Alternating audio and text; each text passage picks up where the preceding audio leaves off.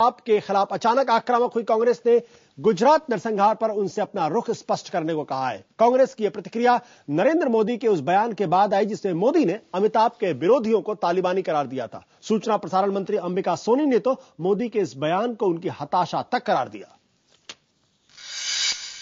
बचपन से सर पे अल्लाह का हाथ और अल्लाह रखा है अपने साथ। बाजू पे 786 का है बिल्ला, 20 नंबर की बीड़ी पीता हूं, काम करता हूं कुली का और नाम है इकबाल से पूछे जा रहे हैं सवाल।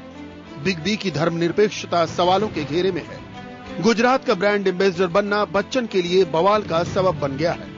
अमिताभ के बहिष्कार को लेकर बैकफुट पर रही कांग्रेस अब आक्रामक है। पार्टी प्रवक्ता मनीष तिवारी ने सीधा सवाल पूछा, गुजरात दंगों पर क्या है अमिताभ बच्चन का पक्ष?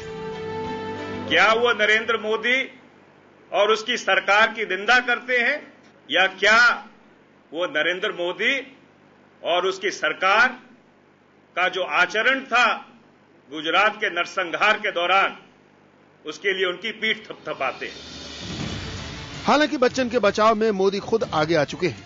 बच्चन के बहिष्कार को अपने ब्लॉग में उन्होंने तालिबानी करार दिया। इतना ही नहीं, मोदी ने बच्चन विरोध को गुजरात विरोध से जोड़ दिया। लेकिन मोदी के इस बयान को कांग्रेस ने उनकी हताशा करार दिया। Narendra Modi feeling very, very frustrated because it's the first time in 63 years that a chief minister elected by the people of the country is being made to stand before the special investigating team. जैसे जैसे कांग्रेस का बच्चन विरोध बढ़ रहा है, BJP उनके करीब आती जा रही है। मोदी का बयान ही पार्टी लाइन हो गया है। बीजेपी के मुताबिक अपने हर विरोधी के खिलाफ कांग्रेस का रुख यही होता है। इंदिरा गांधी ने भी अपना समझौते किए थे और उन्होंने उस समय जो उनसे विचार विभिन्नता रखते थे उनके विरुद्ध प्रताड़ना और दमन का एक सिलसिला जारी किया था। नरेंद्र मोदी और बिग बी की करीबी को लेकर कांग्रेस और बीजेपी में तलवारें खिंची हैं, लेकिन कांग्रेस की ही सहयोगी एनसीपी अमिताभ को न्योते देने से बाज नहीं आ रही। एक के बाद एक कार्यक्रम में एनसीपी अमिताभ को अतिथि बना रही है। महाराष्ट्र के उप मुख्यमंत्री छगन भुजबल तो उल्टा सवाल पूछ रहे हैं कि अमिताभ को बुलाने में बुराई क्या है। वो आते हैं तो राज्य सरकार की तारीफ ही तो करते हैं। जाहिर है एनसीपी अमिताभ से पल्ला झाड़ने को तैयार नहीं। अब कांग्रेस से कौन पूछे कि एनसीपी तो उसके साथ सत्ता की साझीदार है। नरेंद्र मोदी और गुजरात पर एनसीपी का रुख क्या है?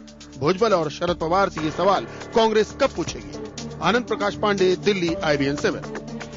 और हमारा आज का एजेंडा साफ है कि गुजरात का ब्रांड एम्बेसडर होने का मतलब सांप्रदायिक होना नहीं। आप भी दे सकते हैं अपनी राय IBNखबर.com पर और हम आपकी राय को अपने कार्यक्रम के अंत में दिखाएंगे। और हम बातचीत शुरू करते हैं। हमारे साथ अर्जुन मोडवाडिया, साथ ही डीपी त्रिपाठी, डॉक्टर पुष्पेश पंत हैं। प्रकाश जावड़ेकर हमसे जुड़ने वाले हैं थोड़ी देर में नासिक पे। पुष्पेश जी, जिस तरीके से क्या आपको लगता है कि अमिताभ बच्चन नरेंद्र मोदी के साथ खड़े हो गए तो उनकी धर्मनिरपेक्षता संदिग्ध हो गई है? नहीं, मुझे लगता है कि कांग्रेस का बिग बी पर हमला बहुत ही मूर्खतापूर्ण और बचपना है। मुझे लगता है कि किसी भी व्यक्ति से यह आशा करना कि यदि वो किसी राज्य का ब्रांड एम्बेसडर है और ब्रांड एम्बेसडर होने का मतलब एक व्यावसायिक कुछ शर्तों को पूरा करना है, यदि हम चाहते हैं कि प्रसिद्ध फिल्मी सितारे ब्रांड एम्बेसडर बने हमारे देश में, तो हमें ये खतरा मोल लेना पड़ेगा कि जो माल हमें अच्छा नहीं लगता उसके ब्रांड एम्बेसडर भी वो हों। तो मुझे लगता है कि ये सोचना कि गुजरात के ब्रांड एम्बेसडर बिग बी हैं तो वो धर्मनिरपेक्ष नहीं है,